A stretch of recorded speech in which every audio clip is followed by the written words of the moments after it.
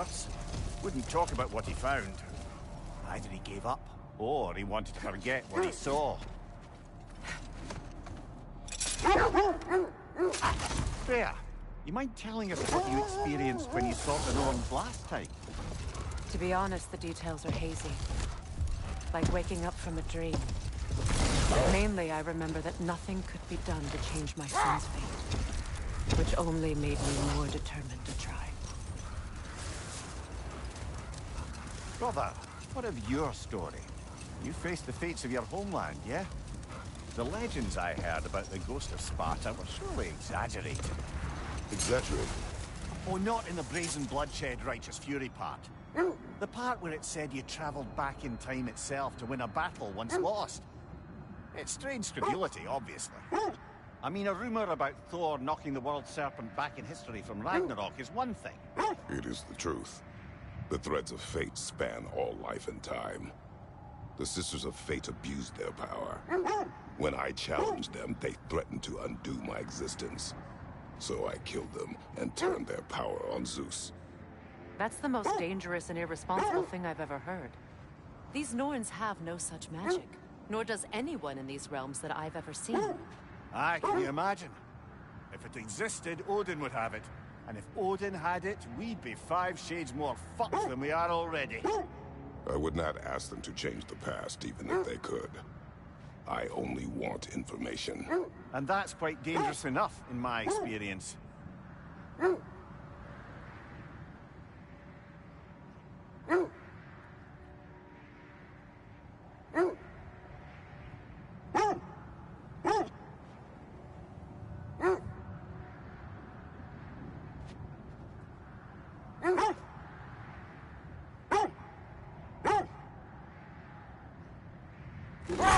Freya, there's something I've always wanted to ask. What was it Hrimthur whispered to you? Who? Hrimthur, the son of Thormur, the stonemason, who disguised himself and built Asgard's wall. Oh, yes. One of the many occasions Odin saw fit to involve me in a wager without my consent. I wish I could say that was the worst of his husbandly habits. What wager? I've told this story, brother. And now she may tell her own. There isn't that much to tell. I knew nothing of it at first, surely because Odin didn't expect to lose the bet. A mysterious mason had to build the entire wall in 3 turns of the season. 2! It was 2! And if he was late, he'd be owed nothing. But if he succeeded, he was promised an audience with the queen. Or so I learned one day when Odin burst into our bedchambers, raging and half-drunk before noon, telling me to get dressed and go see what the mason wants.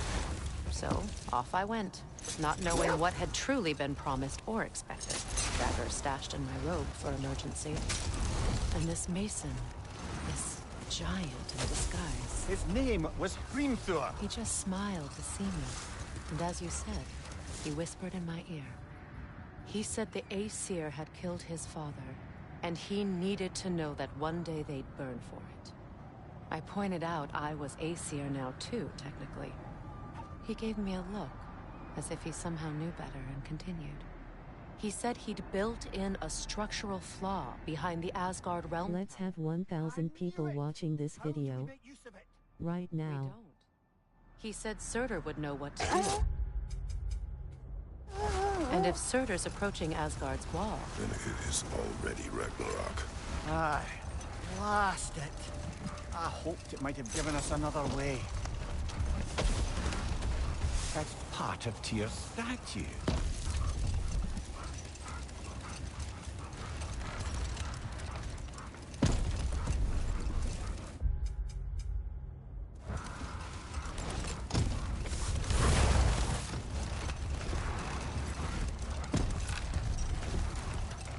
Well, something your brother said. The Aesir burned him. Yes. We weren't yet at war, but relations with the Vanir and Aesir had been hostile for ages. Enough. We will continue later.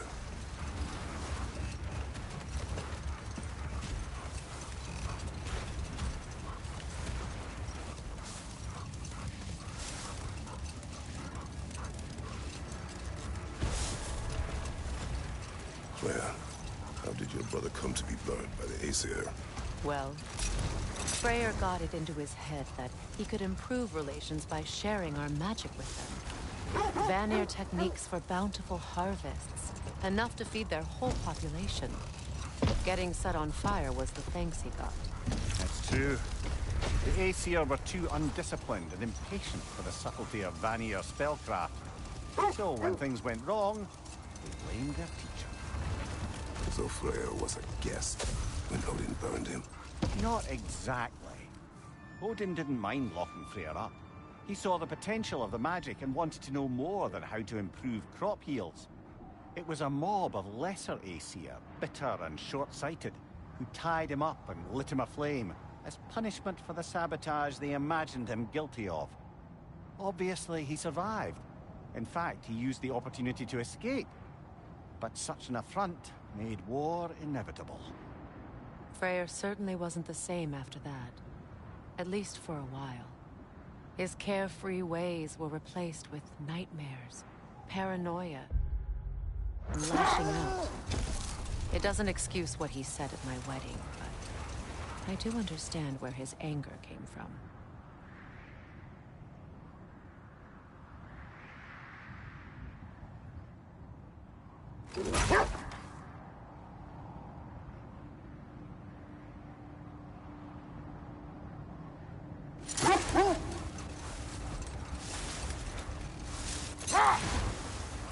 Brother, do you ever think of cooking meat with those blades of yours?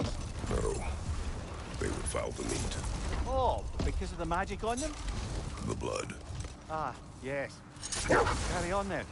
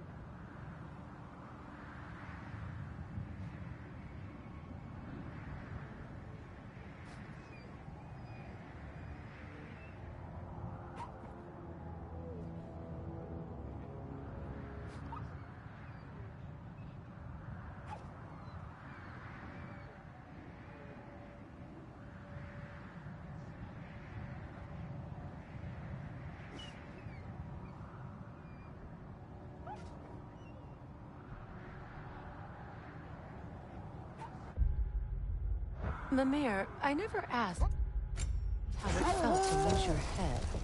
What would you have me say?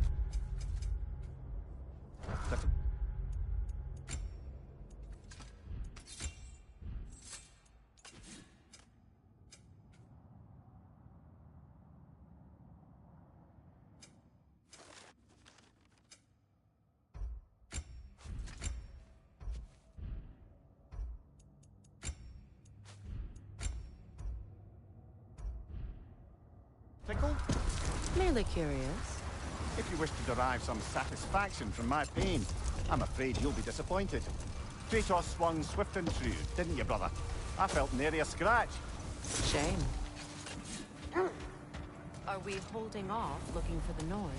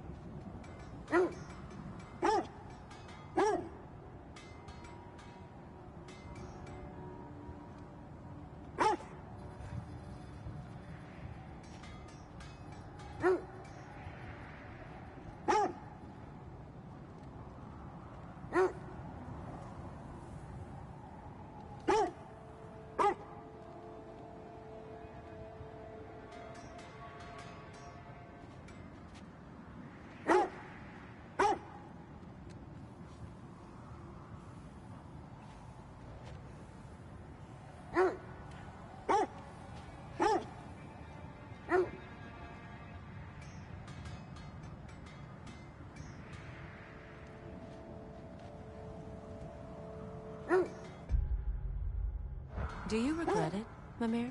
Most likely. What are we talking about in particular? Giving up your body? I regret exchanging my life for my freedom? That's a question I ask myself every day, my lady. What about today? Today? Glad to be out in the world. How else could I spend such quality time with you?